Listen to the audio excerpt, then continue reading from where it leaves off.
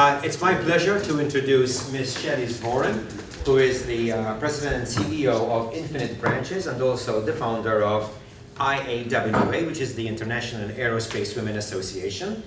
And this afternoon she's going to give us a discussion on building a company grounded in person.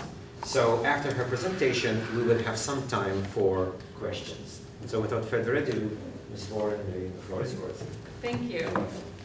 Well, good afternoon, everyone. It's truly an honor to be here today at Embry-Riddle Aeronautical University, surrounded by the future leaders of the aviation and aerospace industries.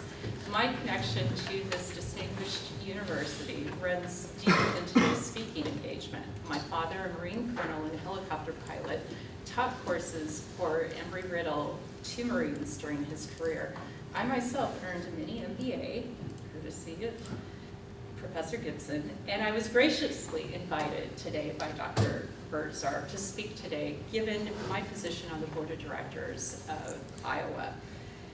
We support our joint scholarship program, and I'm here to discuss, I actually did discuss earlier today, our executive leadership program for Iowa with Embry-Riddle's faculty and administration.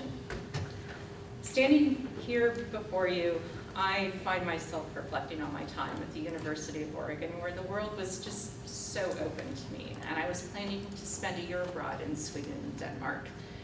Life, however, took a very interesting turn when I was awkwardly left with a Norwegian student at an international coffee hour in 1991, a long time ago. Rather than retreating from an uncomfortable moment, I became curious and asked him to accompany me to listen to what I can only describe as exponentially bad garage band music. We've been together 34 years, and we recently celebrated our 32nd wedding anniversary. That story illustrates the power of curiosity in uncomfortable moments. And that's precisely what we're exploring today, how curiosity, courage, and authentic relationships can become the foundation for building companies that do not simply survive, but create lasting value for everyone they touch. I'll start by asking a question that's guided my career. What if your company's successes were not measured solely in profits, but in lasting value they create for others? You're likely thinking otherwise. You're not incorrect, but here's why this question caused me to leave the highest paying position of my career at the age of 50 to build something that mattered more than my compensation.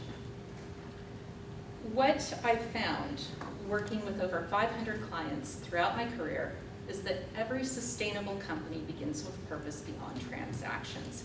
It represents the difference between value creation and value extraction, between building something that endures and simply taking what you can obtain in a single moment. My career and personal experiences are a journey, and no single point in time defines who I am or what my value is. These are not simply appealing sentiments. It speaks to my values and my intent. I'm what I prefer to call a recovering banker, and before that, a recovering federal banking regulator who's worked in corporate finance and investing in between. Curiosity, that ABC mindset, always be curious, has been my North Star through every pivot, every challenge, every moment when I had to decide whether to embrace safety or lean into the unknown. Curiosity drives discovery. It helps you pose the questions that others overlook. It creates competitive advantages because you're always learning, always growing, and always pushing beyond what is comfortable. Transitioning from examining banks for the FDIC to financing cutting-edge venture-backed technology companies to financing over $1 billion in wholly owned business aircraft taught me one fundamental truth. The companies that survive and thrive are those built on more than financial engineering alone. In banking, we speak about the 5 C's of credit. My journal crystallized around what I refer to as the 5 C's of growth: courage, curiosity, connection, collaboration, and confidence. Each builds on each other. But the moment these became more than business terminology, occurred when my oldest son looked at me in early 2021 and said, "You're not happy. You deserve to be happy." And he pointed at photos of my grandparents and said, "They would want you to be happy because that's what every generation wants for the next." That became my catalyst moment. The courage to leave security and establish my company, the curiosity to explore new approaches to building aviation businesses, the connections that would become my foundation, the collaboration that creates value for everyone, and the confidence to build something meaningful. These 5 C's became the framework for everything Infinite Branches represents, and they can become the foundation for you. I've worked with over 500 companies spanning technology, finance, consumer products, service providers, private equity, hedge funds, venture capital, and of course, aviation businesses throughout my career. I've witnessed what succeeds and what fails spectacularly. The gap I discovered was this. Companies focus solely on financial returns and missing the value-aligned, purpose-driven approach that creates lasting value, do not endure, and do not leave an indelible, positive impact on their industry. My grandmother used to say to me, "It's not what you do, it's the way that you do it that matters." Those words echo in everything Infinite Branches touches today. We do not simply find companies to help them generate revenue. We help them build companies that withstand the test of time and sustain and flow with business fluctuations. This brings me to one of the most transformational concepts I've learned from Dr. Pippa Grange, the real-life Ted Lasso, the distinction between shallow wins and deep wins. Shallow wins are transactional, short-term, focused on what's in it for me. They concern extracting value rather than creating it, quick profits without relationship building. Deep wins are relational, long-term, mutual value creation. They focus on sustainable growth through authentic partnerships, building trust and reputation over time, concentrating on what's in it for us and our community. Specifically at Infinite Branches, we do not simply identify hidden value and red flags. We've identified services, partnerships, and resources that saved our clients over 7 figures in expenses and led to improvements in cash flow. But the deep wins, one client's keynote speaking opportunity that we facilitated changed their entire business trajectory through strategic connections and how people view the client's voice and leadership. That represents the difference between a transaction and a transformation. This connects beautifully to Liz Weissman's concepts of multipliers, leaders who amplify others' intelligence and capabilities. The multiplier mindset assumes people are intelligent and will determine solutions. It poses questions that challenge thinking rather than simply providing answers. It creates space for others' expertise to flourish. I learned this lesson through significant struggles during my career. I was what you might diplomatically call a perfectionist. I believe being the authority constituted leadership. I was wrong. Genuine leadership, the kind that builds sustainable companies, starts by multiplying the capabilities of everyone around you. Through Iowa, I learned the importance of getting it right rather than being right. And this is shown not only in our evolving relationship with our university partners, but the mindset also extends to our mentoring program that's now served over 120 participants from over 30 countries with over 40 career advancements because we apply multiplier principles. Mentees drive their own goals and meeting schedules. We focus on posing better questions, not simply providing answers. We build confidence through authentic challenges and create communities of givers, not takers. Speaking of Iowa, Volunteer organizations can identify and expand your value in ways you never anticipated. When I joined Iowa in 2014, I believed I was simply joining a professional association. What I discovered was a laboratory for leadership development. Through volunteer work, I found my voice as a leader outside the constraints of corporate hierarchy. I led the 2019 General Aviation Forum with 170 attendees from 10 countries. But what was most powerful were the comments from the 18 men who were voluntold to attend the event by their corporate sponsors. My 6'5", South African, ex-rugby player came up to me and said, "This wasn't what I was expecting. I saw powerful women empowering other women." That volunteer experience, expanded my network globally, developed leadership skills outside my comfort zone, identified sponsors who opened doors I did not know existed, and ultimately provided me with the confidence to establish my own company. The return on investment from volunteering is not simply personal, it's professional and it's exponential, and I seek to expand opportunities for others because of what I gained.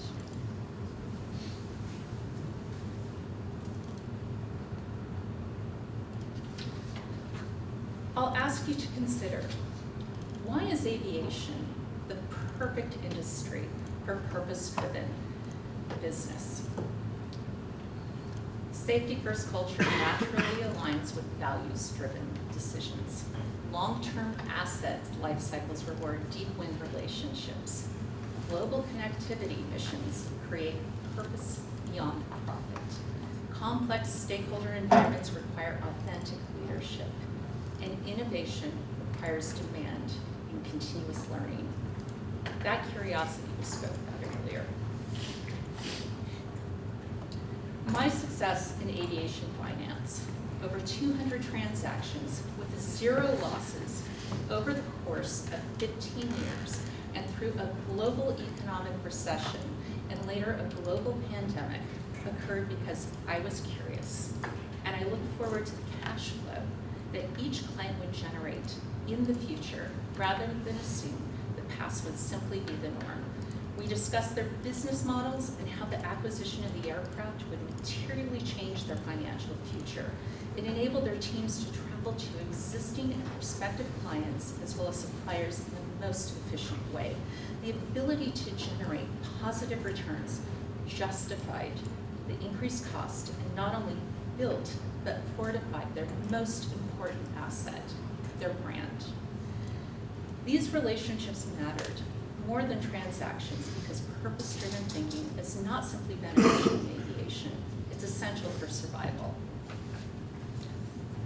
At Infinite Branches, we've been recognized consistently over the past 4 years for our excellence in aviation advisory services. But that's just the tip of the iceberg and doesn't reflect the winding journey focused on excellence.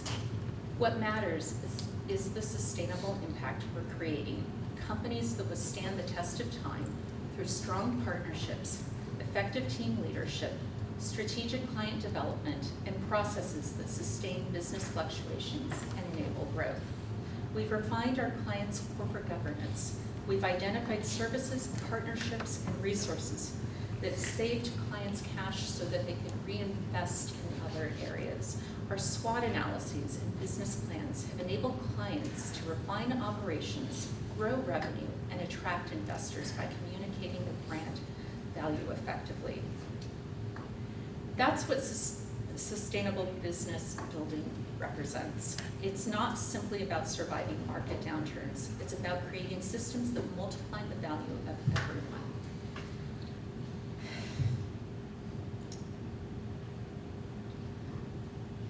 But most importantly, we have never taken our eyes off of investing in our community and seen the value of those in it. Valuing others and lifting them is not only an honor, it provides permission for others to do the same. Now I'll be candid with you. Building purpose-driven companies doesn't rest on vision boards, but instead lies in how you handle friction and you are going to face what I call the taker challenge. People who desire transaction while you're building transformational relationships. I learned to identify and manage exposure to these relationships while building systems that protect company culture. Here's a counterintuitive element. I became grateful for encounters with takers because that helped me to reflect on the value of the givers in my life. And this is where I lean in and become curious about how I build deep wins better.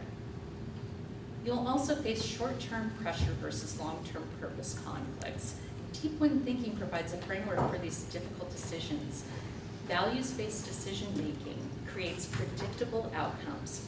Purpose provides you the courage to decline inappropriate opportunities. And trust me, that courage comes in handy, particularly when you fire a client for the first time. Courage starts with strength and being open to asking for support, and you must cultivate those who remind you of your strength and the wisdom you gain from asking for that. Remember to invest in yourself throughout your career and invest in those in your community, particularly on your ascent and especially when you reach your final career destination. As you build your career, keep in mind your values as you're charting your career trajectory. Each level creates the foundation for growth and lasting impact. Start with personal value. Know yourself, your strengths, values, and purpose. You cannot create authentic value for others until you understand your own. Expand with relational value. Build deep wins with stakeholders. This isn't networking, it's relationship building with intention and reciprocity. Provide growth for others with organizational value. Create systems that multiply others. Your company should make everyone it touches better, not simply extract value from them. Invest in developing industry value. Transform how business is conducted. The ultimate purpose-driven companies change entire industries for the better. As future business leaders, you'll become focused on metrics, and this is important, but expand your definition of what success represents. Financial metrics should include revenue and profits, certainly, but also cost per acquisition and lifetime value of your clients. Relational metrics include client retention, referral rates, net promoter scores, all of which highlights the value people find in your business. Developmental metrics show how you build others, such as employee engagement, internal promotions, and skill development. Community metrics value your impact, such as industry leadership, your mentoring impact, and your volunteer contributions. And sustainable metrics include long-term partnerships, repeat business, and reputation metrics. All of these attract employees, clients, and suppliers to you. The companies that track and improve on all these dimensions do not simply outperform financially, they outperform on every measure that matters. I tell all of my mentees to draw 3 circles and focus on what each circle means uniquely to them. The first circle is what you genuinely enjoy doing. Circle 2 is what you excel at and maximizes your skills. These circles may not be the same. And the final circle is what you can accomplish to achieve financial comfort. Where these 3 circles align, that's where you should focus on creating an impactful career. Purpose without profit is not sustainable. Profit without purpose is not fulfilling. Skills without passion create burnout. But when you find the intersection, that's where transformation occurs. Now, I'm not suggesting that you abandon your future positions in established nonprofits or consulting firms. I am asking you to think more expansively about what success represents and how you will measure the value you create in the world. As you reflect on our conversation today, I challenge you to write your personal values statement this week. Not eventually, do it this week while our conversation and the thoughts that it provokes are fresh in your mind. Identify one mentor you need to expand your mindset, and find one person you can mentor. Show them how your values are aligned. Find your volunteer community to deepen connections and develop leadership skills outside your traditional hierarchies. And begin building with purpose whatever you build next. Value creation is the ultimate competitive advantage. Deep wins build sustainable businesses and fulfilling careers. Multiplying others creates exponential impact, and purpose provides courage for the difficult decisions that define your career.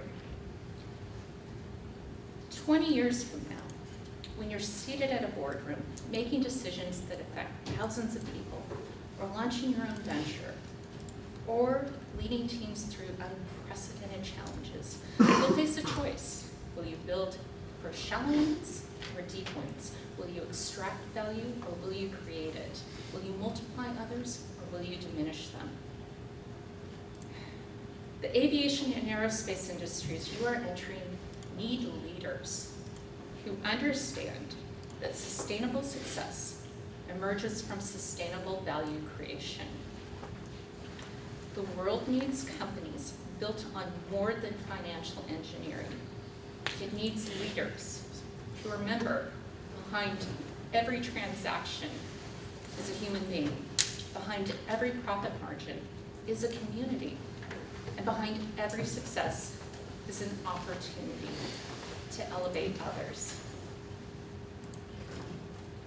Courage and curiosity are infinitely contagious. You possess the education, the talent, and the framework to build companies that do not simply succeed financially, but succeed in creating value that makes the world better.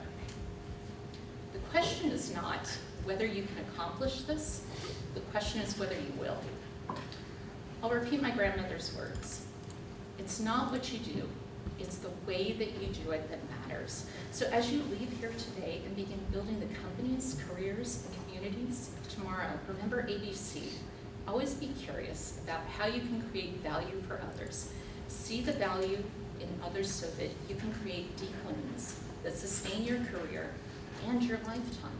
The world's waiting for what you build next.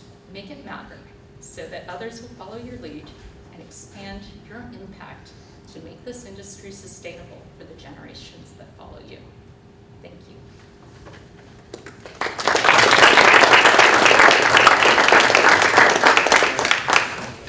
Thank you very much. I'm going to open the floor for questions, and I'm going to actually ask you the first question. So, what's your definition of a purpose-driven business, and what does it mean to you? Belief in your values. That's where purpose starts. Why are you doing what you are doing? What makes it special? How are you unique? It's not how you're better than somebody. It's what are you giving to the world that makes it powerful, that helps others, that builds lasting value for everyone it touches. Okay, I've got a follow-up question too. So, in your experience, when is it important for businesses to be driven by purpose? It's a North Star. You build strategy around how you achieve that final result. And that's going to change year after year. You know, success, it can be fleeting. So what are you going to do to create a long-term organization? And what does that look like to you? When I talk to my clients, the first question I ask, they'll come to me for a specific issue. And I'll say, let's put all of this aside. I want you to tell me in your own words, what does success look like to you? And then from there, we go about building the strategy and finding the right people, whether or not it's internally, externally, in the industry, outside of the industry, to make that work. And then we start developing what are our strategic goals and how do we drive everything towards that. You know, and this is where you have to have some out-of-the-box thinking as well. So sometimes it's more of a journey that zigs and zags, and you have to allow yourself to be flexible with it. Sure. Thank you. Questions?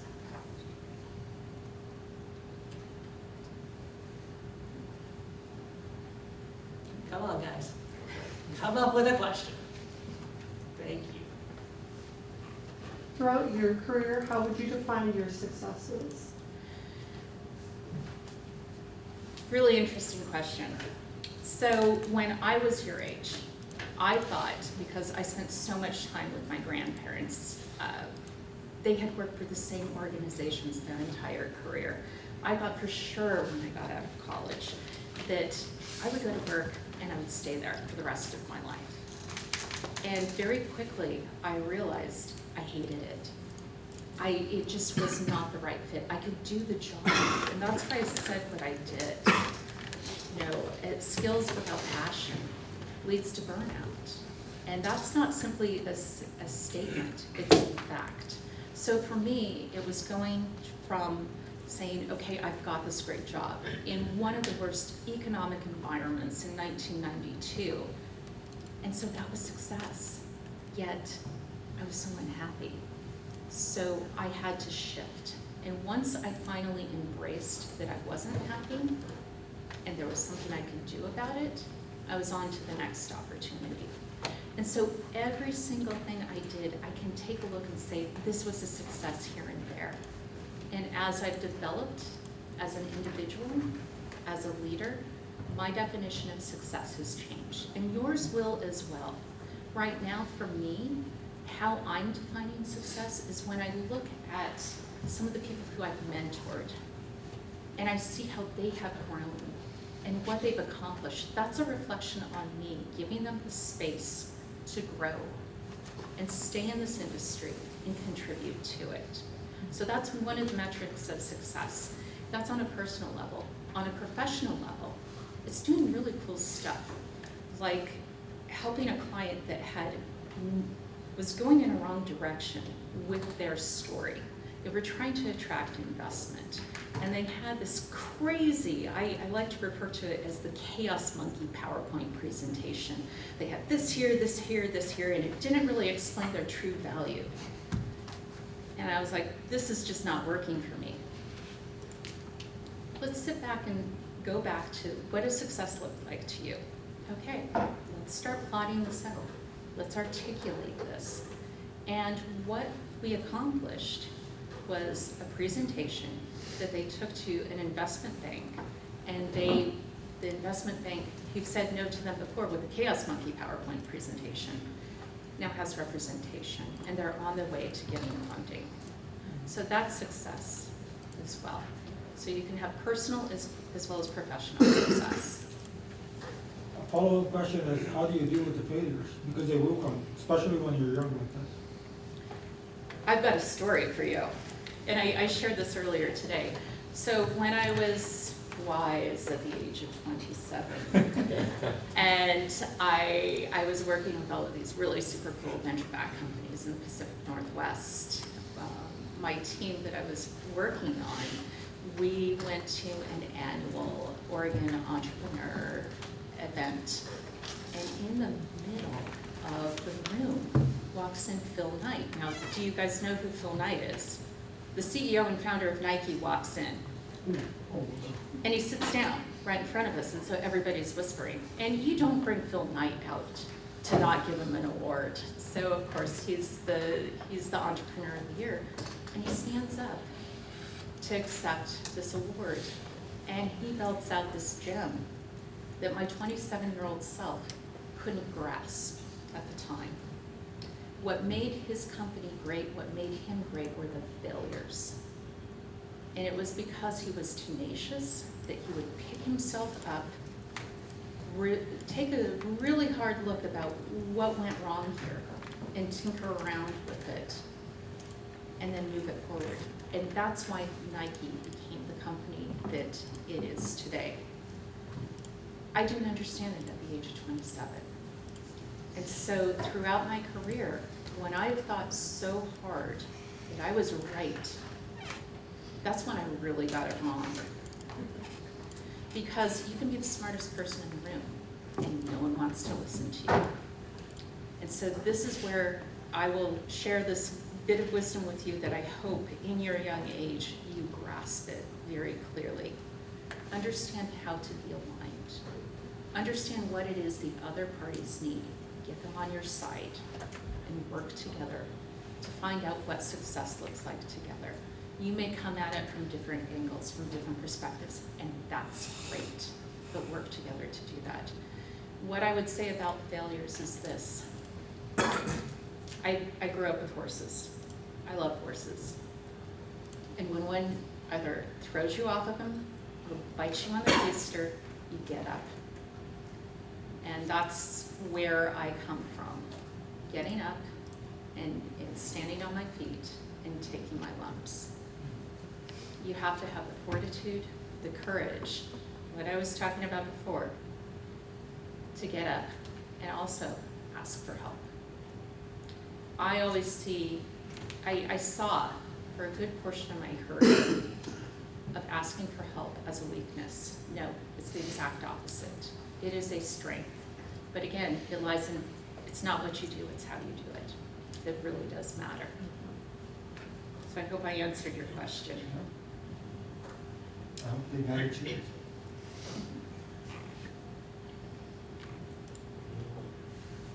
I have a question. So I have a statement first. I would venture to say that most of the people in this room aspire to leadership positions. My question is, what role does leadership play in a purpose-driven business? It's everything.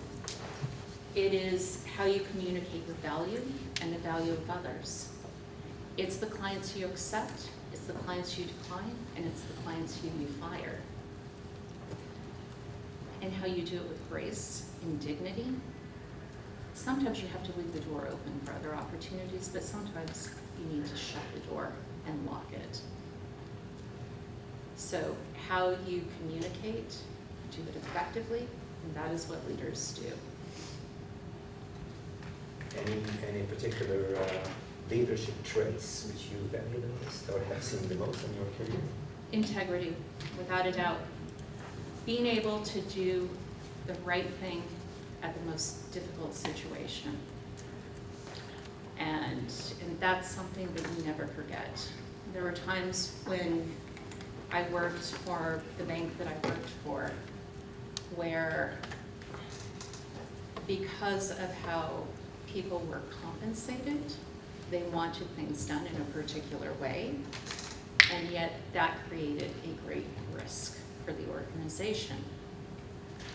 And so I would put my hand up, and I would go to the credit committee or the powers that be and express why we shouldn't do that.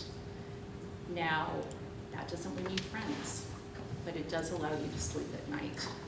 And that's something that I express to every single one of my mentees who has gone on to be very successful in their career. Now, I'll give you an example. There was one time where one of my mentees was underwriting a transaction, and for context, most of my clients used an aircraft management company, a Part 135 operator. And these tend to be very well-known organizations. You've probably heard of them: Jet Aviation, EJM, Solaris are a few of them, Clay Lacy. But in this instance, there was no aircraft management company, and instead, it was a pilot who was managing on behalf of this company that we were looking to finance, this long-range, heavy aircraft. And I said to my mentee, you need to do due diligence on this person. And she said, well, wouldn't the FAA have done that? I'm like, doesn't matter, you have to do it yourself. And she found something. This pilot had done something that it was non-negotiable. We did not want to become involved. We did not want to finance the aircraft if this person was going to be involved. And she came to me and said, what should I do? And I said, you have to put your hand up. And I said, you're coming to me, I am giving you permission and the space and the support to go to the credit committee and put this up there in front of them. Now, the relationship manager was not happy about this, so we took it to a higher power. And there was some name calling and other things that occurred, but hey, I've had my horse bite me on the keister. That didn't hurt. So integrity matters. And that is what will define you throughout your career. I can still talk about people with the greatest affection and greatest respect, particularly if they've grown from past problems. How do you shift the mindset of your employees or clients who are like focused on profit, like society has like made? Well, we should all be focused on profit, because if you do not focus on reporting profit, the company's not sustainable. We'll run out of cash at some point in time. But what I like to ask people, where I want to find, are we going to be aligned, is what does success look like? And let's expand upon that, whether it's success not only for your business, but for you as an individual and for your team. What are the goals you want to achieve? You know, are any of those metrics up there worthwhile setting? And that's really fantastic. Not everybody does that, but where you can get to a point where you can have a conversation with someone about what their values are, that's where you can start to build in more than profit. Meaning, you get in there with meaning. I hope that answers your question. There's a question in the back. So how do you make yourself stand out and gain trust like high value people, and especially at a young age?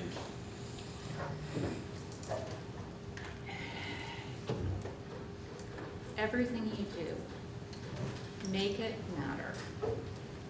Get to know people on a very basic relational level. Find out what their hopes are. Find out how you are aligned with them. You may find out you don't like a particular person, and that's okay, but is there somewhere that you can work together? Be curious. Ask great open-ended questions. People like to talk about themselves. We've got 2 ears and 1 mouth, so sometimes we have to sit and listen. I hope that helps.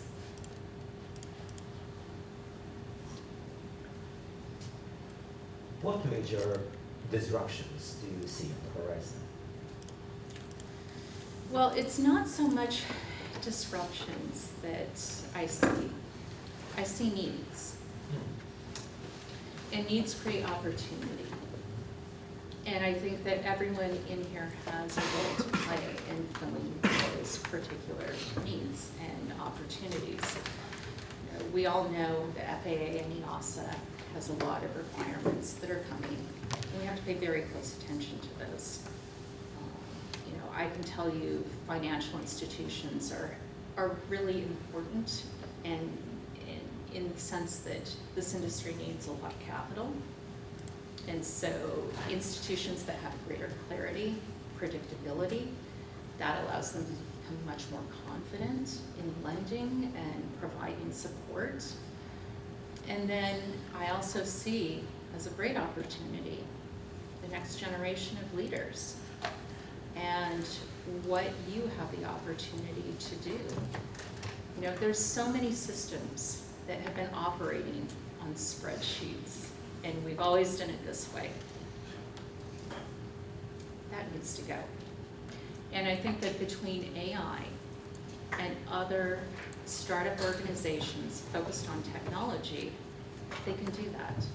So I see disruptions as opportunities. Thank you.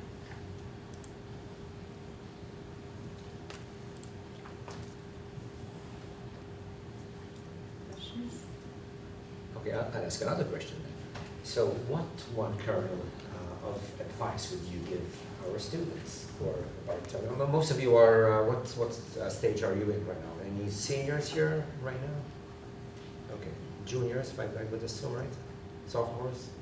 Okay, so what piece of advice would you give them at this stage of their academic career as they're looking to do internships and to join the workforce in an ever-changing environment? Stay curious. Really get to know not only the organization that you work for. If you have the opportunity to read any of their financial reports, do that. Ask great questions. You know, don't just ask for feedback for the sake of feedback. ask for actionable steps in building yourself to the next level, if that's what you desire. And get to know your team on a very basic, holistic level. I like to say work is so much more fun when you have a work buddy, you know, a work partner. It keeps your head in the game and also gives you a bit of truth sometimes when you really need it. Any other questions? All right, well, thank you very much. Round of applause for Ms. Svoren.